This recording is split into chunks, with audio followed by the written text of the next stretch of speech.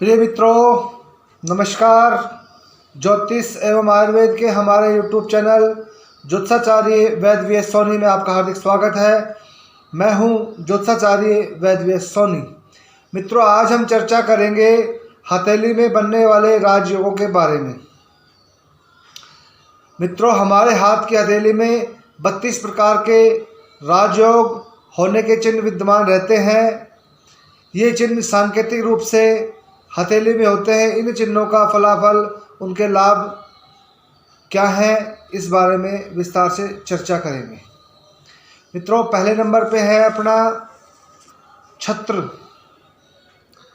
जब भाग्य रेखा से दोनों ओर कोई रेखाएं निकलकर छत्रीनुमा आकृति बनाए तो वह छत्र का चिन्ह होगा। जिनके हाथ में यह चिन्ह होता है वे धनी, शासक, उच्च अधिकारी, प्रतिष्ठित, ऐश्वर्युक्त होते हैं। छत्र समृद्धि का प्रतीक होता है।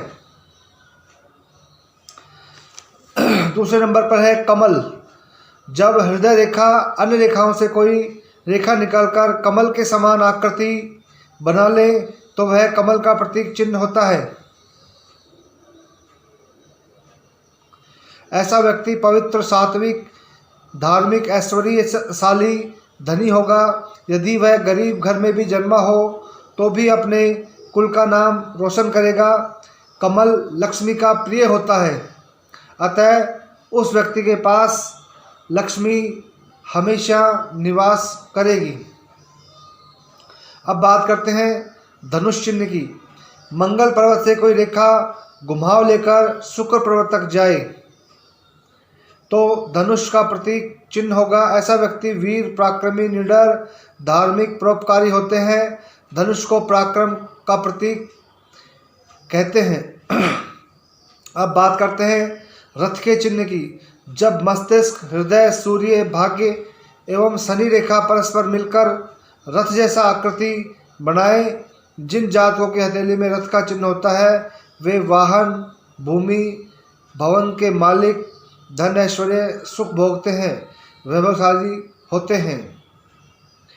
रथ सदैव से राजा, वैभव का प्रतीक माना गया है। अब बात करते हैं वज्र की। जब हथेली में कहीं भी वृत्त हो या उसमें कोई लाइन हो, ऐसे व्यक्ति वीर, पराक्रमी, सात्विक, मधुरभाषी, धन एवं उच्च पदासीन होते हैं। वज्र एक शस्त्र है जो राजा, देवों या सेनापति के पास होता है। अब बात करते हैं कछुए का निशान की। यह कोई चिन्ह नहीं होता बल्कि हाथ के पीछे के भाग की बनावट। आगे अंगुलियों कलाई से नीचे बीच में उठा हो तो कछुआ की आकृति दिखेगी। ऐसा व्यक्ति विदेश यात्रा करते हैं, धनी, सुखी और उनके अधीनस्थ अनेक व्यक्ति होते हैं। कछुआ जलचर में रहता है। वह मजबूत पीठ वंश प्रतीक प्रसिद्ध है। वह लक्ष्मी का सहोदर होता है। अंकुश का निशान। भाग्य रेखा में कोई रेखा निकलकर गुरु पर्वत की ओर जाए तो वह अंकुश का प्रतीक होगी। ऐसा व्यक्ति दिल वाले, धनी, सरल, नेता, शासक, उच्च अधिकारी, राजा, सम्मान, अधिकार रखने वाले, प्रतिष्ठित, स्वयं राजा न होकर राजा बनाते हैं। अंकुश हाथियों को नियंत्रित करने वाला शस्त्र होता है। वापी हाथ में आयताकार आकृति का प्रतीक है। ऐसे व्यक्ति परोपकारी, धार्मिक प्रवृत्ति के, कल्याणकारी कार्य करने वाले, धनी और करुणामयी होते हैं। वापी को बावड़ी भी कहते हैं। अब बात करते हैं स्वास्तिक की।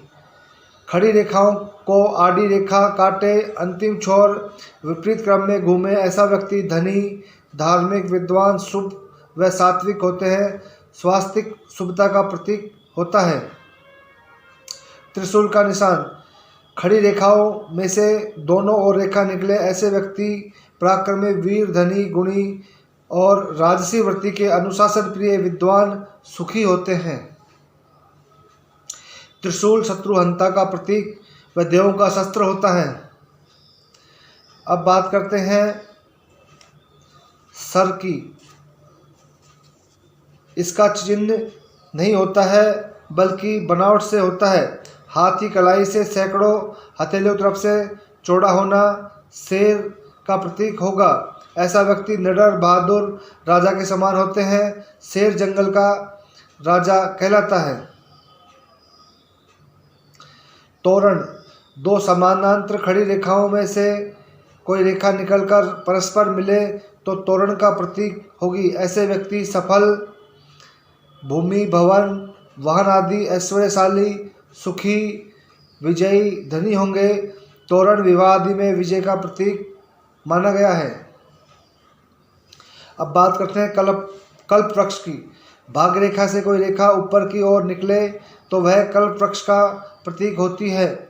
ऐसे व्यक्ति सर्वगुण संपन्न, धनी, धार्मिक, समृद्ध होते हैं। कल्प वृक्ष ऐसा वृक्ष कहलाता है जिससे जो मांगो वो मुराद पूरी हो जाती है। अब बात करते हैं चक्कर की। हाथ में कोई चक्कर नहीं होता बल्कि अंगूठे में बारीक बारीक रेखाओं से चक्करनुमा आकृति बनती है। ऐसे व्यक्ति विजेता, वैभवशाली, धार्मिक, स्थिर, लक्ष्मीपति होते हैं। चक्र विजय और राजा का प्रतीक कहलाता है। शंख, हाथ में कोई रेखा नहीं होती बल्कि अंगूठे में सिराओं से शंखनुमा आकृति बनती है, वह शंख का प्रतीक होती है। ऐसे व्यक्ति खूब धनी, ऐश्वर्यशाली, धार्मिक, विदेशों से संबंध रखने वाले होते हैं। शंख को लक्ष्मी का सहोदर कहते हैं। यह धार्मिक और पावनता का प्रतीक होता है।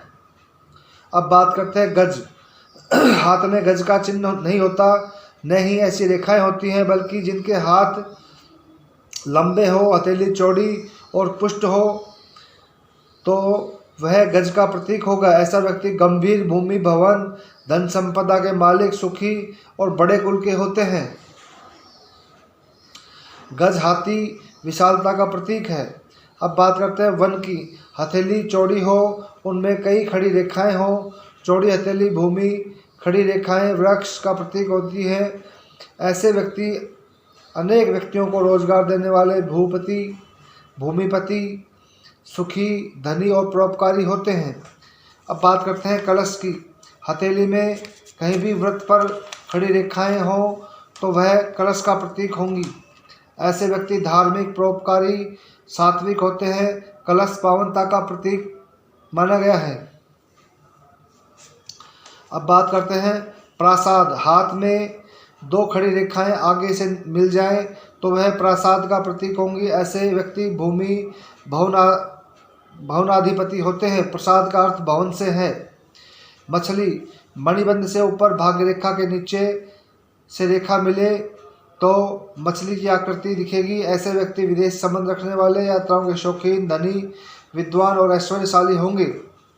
यौ, हाथ में कोई रेखा न होकर बल्कि अंगूठे में जो नुमा आकृति यौ कहलाती है। ऐसे व्यक्ति पुत्रवान, धनी, सुंदरता के उपासक, प्रेम में रुचि रखने वाले होते हैं। अब बात करते हैं स्तंभ की। सूर्य रेखा या भाग्य रेखा के साथ कोई रेखा चले, उनमें कई छोटी छोटी रेखाएं ऊपर निकले तो ऐसे व्यक्ति समाज में अपनी विशिष्ट पहचान बनाते हैं। अब बात करते हैं मठ की। भाग्य रेखा घूमकर गुरु पर्वत पर जा मिले या दो रेखाओं ऊपर से मिले, ऐसे व्यक्ति अनेक कल्याणकारी कार्य करता है, धनी और परोपकारी होते हैं। अब बात है कमंडल की। हाथ में वृत्त के ऊपर दो खड़ी रेखाएं बने, ऐसा व्यक्ति विनम्र और धनी होता है।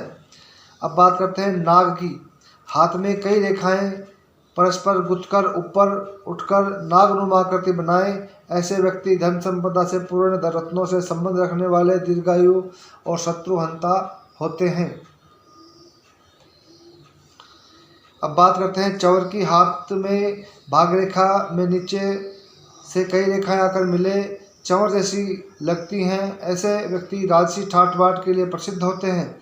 अब बात करते हैं दर्पण की। हाथ में ऐसा कोई रेखा या चिन्ह नहीं होता बल्कि हाथ की गुलाबी त्वचा मुलायम, चिकनी, रोम रहित हो तो दर्पण जैसी लगती है। ऐसा व्यक्ति सरल हृदय, ऊर्जावान, धनी और गुणी होते हैं। अब बात करते हैं बैल की। हाथ में कोई चिन्ह या रेखा नहीं होते बल्कि बनावट हथेली चौड़ी, आगे सक्रिय होकर बुद्ध और गुरु की अंगुली लंबी हो, ऐसा व्यक्ति मेहनती, ईमानदार, चुपचाप काम करने वाला और भूमि का पति होता है। अब बात करते हैं पता का। हाथ में खड़ी रेखाओं से ऊपर की ओर छोटी छोटी रेखाएं निकले, ऐसा व्यक्ति विजयी, धनी, समाज में प्रतिष्ठित होता है। लक्ष्मी, हाथ में ऐसा कोई चिन्ह रेखा नहीं होती, बल्कि सामुद्रिक शास्त्र के अनुसार नेत्र, होठ, दांत, गर्दन, रंगत आदि सुंदर हैं तो यह लक्ष्मी चिन्ह होता है। ऐसे व्यक्ति धनी होते हैं। अब बात करते हैं फूल माला की। हाथ में चिन्ह न होकर अंगूठे के मणिबंध के संधि स्थल पर फूलों के गुत्थी आकृति जैसी होती है, ऐसे व्यक्ति विद्वान, सामाजिक प्रतिष्ठित, देवज्ञ कहलाता है। अब बात करते हैं मयूर निशान की। हाथ में भाग्य रेखा, जीवन रेखा, स्वास्थ्य रेखा, सूर्य रेखा लंबी होकर फैली हुई दिखे तो वह मोर के पंखों के समान दिखती है। ऐसे व्यक्ति सौंदर्य उपासक, धनी, ऐश्वर्यशाली और ख्याति प्राप्त होंगे।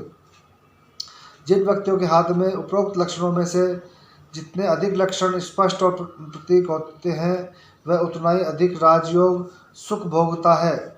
यह राजयोग का अर्थ केवल सरकार या शासन से न होकर धन, प्रतिष्ठा, सुख, सुविधा और राजा के समान होना माना गया है। तो मित्रों, ये थे हथेली में राजयोगों के बारे में विस्तार से चर्चा। मित्रों, अगर ये वीडियो आपको पसंद आया हो तो इसे लाइक करें, शेयर करें, सब्सक्राइब करें। नमस्कार मित्रों।